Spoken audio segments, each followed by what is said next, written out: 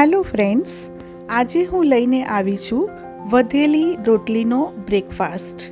આપણા રસોડામાં થોડી ઘણી રોટલી તો વધતી જ હોય છે, તો ક્યારેક તેની સરસ ચટપટી આઈટેમ બનાવી લેવાય.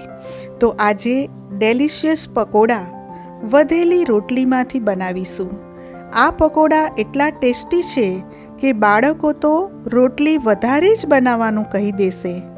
ફ્રેન્ડ્સ, આપને મારી રેસીપી ગમતી હોય તો મારી ચેનલને જરૂરથી સબસ્ક્રાઈબ કરશો, શેર કરશો. અહીં મેં 250 ગ્રામ બટાકા બાફી અને છોલી લીધા છે. હવે તેને આપણે મેશ કરી લઈશું.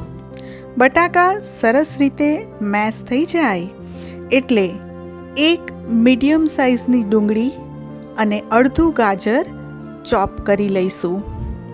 અને આ ચોપ કરેલ ડુંગળી અને ગાજર આપણે મેશ કરેલ બટાકામાં નાખીશું.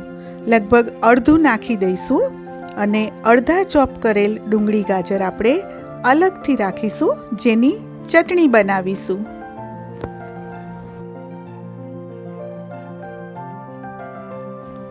હવે 2 લીલા મરચાં, 1 ઇંચ આદુનો ટુકડો છીણીને નાખીશું અને લીલા ધાણા એડ કરીશું. હવે એમાં ટેસ્ટ મુજબ મીઠું એડ કરીશું અને બધી જ વસ્તુ 1 ટીસ્પૂન નાખીશું. ગરમ મસાલો, આમચૂર પાવડર, ધાણા જીરું, લાલ મરચાં પાવડર, અજમો, ખાંડ અને હિંગ, આ બધું જ નાખી અને આપણે સરસ રીતે એને મિક્સ કરી લઈશું.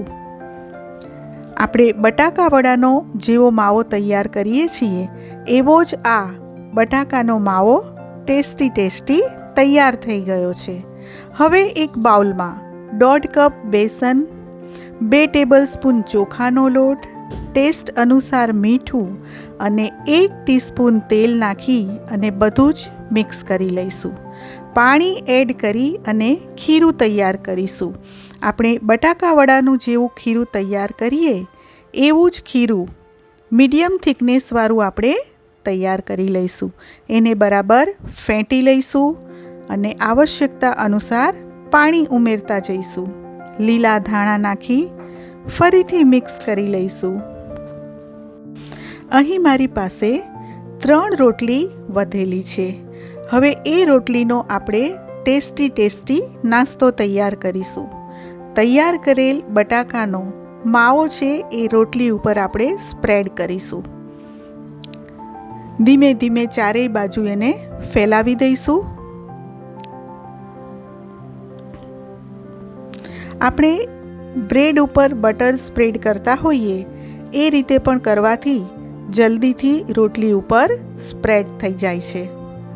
સરસ રીતે આપણે એક સરખું લેયર એનું તૈયાર કરી દઈશું અને વેલણ ઉપર થોડુંક તેલ લગાડી અને હળવા હાથે વણી લઈશું.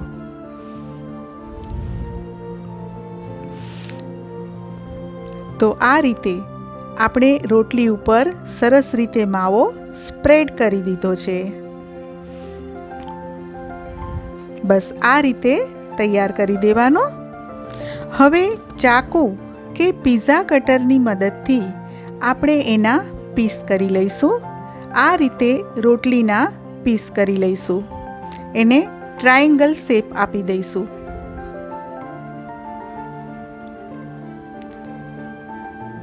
બધી જ રોટલીના સરસ ટ્રાયેંગલ પીસ બની ગયા છે. હવે ખીરામાં 1/4 ટીસ્પૂન કુકિંગ સોડા એડ કરીશું અને મિક્સ કરી લઈશું. સાઈડમાં તેલ પણ ગરમ મૂકી દીધું છે. હવે આ દરેક ટ્રાયેંગલ પીસ છે જે રોટલી અને બટાકાનો, એને ખૂબ જ ધ્યાનથી આપણે ફોર્કની મદદથી, ચમચાની મદદથી ધીમે ધીમે તેલમાં નાખીશું અને સાઈડમાં જે મમરી પડે એને આપણે પછી લઈ લઈશું. હવે બિલકુલ સ્લો ફ્લેમ પર આપણે એને ટર્ન કરતા જઈશું અને ફ્રાય કરીશું.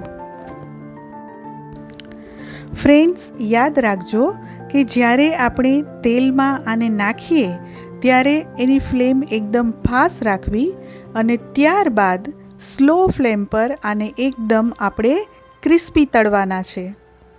ચીપિયાની મદદથી એને આપણે ટર્ન કરતા જઈશું અને એકદમ ક્રિસ્પીનેસ લાવી દઈશું એમાં.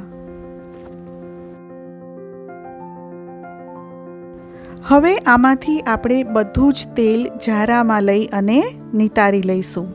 તો તૈયાર છે આપણા ક્રિસ્પી ડેલિશિયસ વધેલી રોટલીના ટેસ્ટી પકોડા. આ પકોડાને ગ્રીન ચટણી અને ટોમેટો કેચઅપ સાથે સર્વ કરીશું. Thanks for watching.